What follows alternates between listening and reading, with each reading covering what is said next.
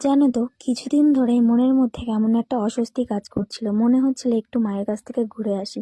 তো দেখো, যেমন কথা তেমন কাজ, আমি কিন্তু চলে এসেছি বগলা কালী মন্দিরে পুজো দেবার জন্য।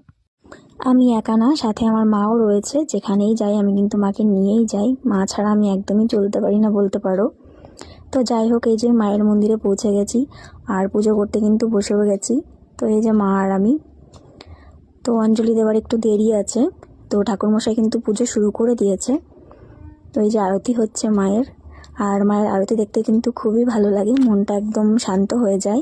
খুবই শান্তি লাগে কেন জানি না মায়ের মন্দিরে আসলে পরেই।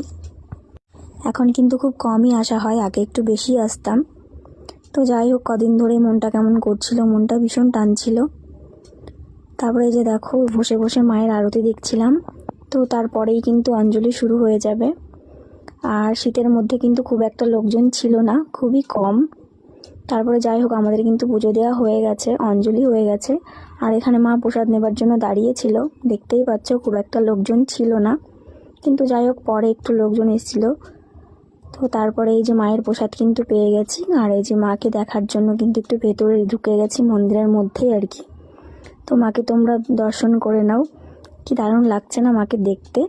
তো মায়ের কাছে আসলেই কিন্তু খুব ভালো লাগে, মনটা পুরো শান্ত হয়ে যায়। তারপরে এই যে মা আর আমি একটু দাঁড়িয়েছিলাম, তো আমাদের একটু কাজ ছিল।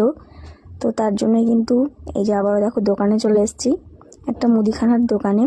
তো মায়ের কিছু নেওয়ার ছিল এখান থেকে। তারপরে চলে এলাম ফলের দোকানে। তো চলো, টাটা।